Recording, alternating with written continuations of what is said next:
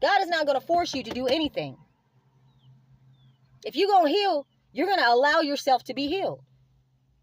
And if you're not, well, then you will continue to point fingers and find fault finding and blaming and, oh, somebody come feel sorry for me, bitch. I don't feel sorry for you, and I damn sure don't feel sorry for myself. And if anybody else feels sorry for me, fuck you. Don't feel sorry for me. I'm good. I am sound mind, able body. I got a dog that loves me. I got kids that love me. I don't need nobody. I don't need nobody's sympathy. I don't need nobody's pity. And I don't need nobody's handout. If you think you're going to manipulate me in some way, shape, or form because you're giving me a leg up, man, fuck you, man. I'd rather starve, be in the ditch, and dig my way out that motherfucker on my own before I ever give you credit for my healing. And that's real talk.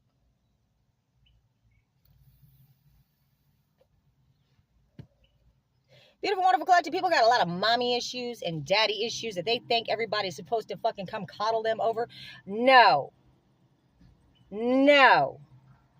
That's the divine's job. That's where prayer and meditation comes in.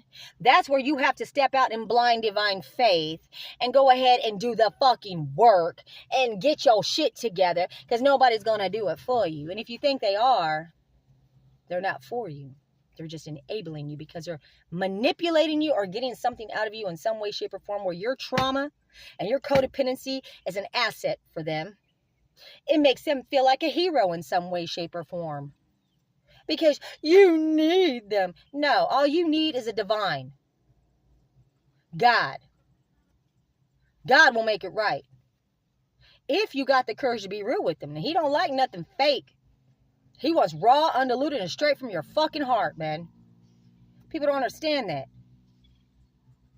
And once you give him that reciprocity and give him that fucking rawness from you and that pain and that hurt, he wants to take it.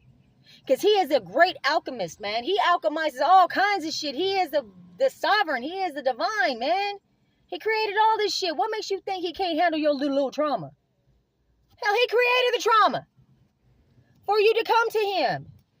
It may sound sick and sadistic, but you know what is beautiful in the end? Because we all go through it. Even your predators, even your most worst enemy that is attacking you relentlessly and unapologetically. They're all just wounded children in their own fucking heart that they just keep caged up and festering and all this, that, and the third. Because they don't have the courage to actually come to the source of power. They want to go hit everything else around. They want to worship the creation rather than the creator. And then wonder why shit ain't fucking changing. You ain't got to be a rocket scientist to figure that shit out. But oh well. I guess people can't catch it in layman's terms either. But if you can't catch it, you'll catch it fucking later. Because God's got a way of taking you down, taking you off them pegs. Until you get into such a position where you have no choice but to look up. Eventually, whether it's on your deathbed, and hopefully it's before then, you're on your deathbed, that you will look up and cry out and give over and let him heal you and join God's army rather than being in this demonic fucking cesspool that don't give two flying fucks about you, that's just trying to use you so they can get some sort of rank. Or like the devil, I'm going to win this bet so I can get out of hell. If I take all your children and turn them against you, especially your chosen ones, then I will get into heaven because you said, if you can turn my servant against me, I'll let you in. But when has the devil ever turned a servant that God said you can never turn? That's the question, people. That is a motherfucking question.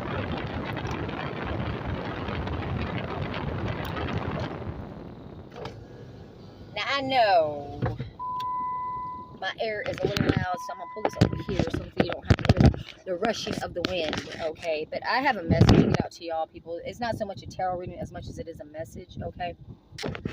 You may be dealing with some karmic family members that are trying to use past traumas as a reason to attack you. And really, at the end of the day, they don't even know why they're upset with you so much from the traumas they sustained, because the traumas probably wasn't even from you. It was probably because you were, dealing with the traumas that you were sustaining during the time that whoever loved you was sustaining. And they couldn't understand why you didn't save them back then. Maybe because you didn't know how. And maybe in order to save yourself, you had to separate yourself in order to come back later to save them. So yeah, they had to suffer.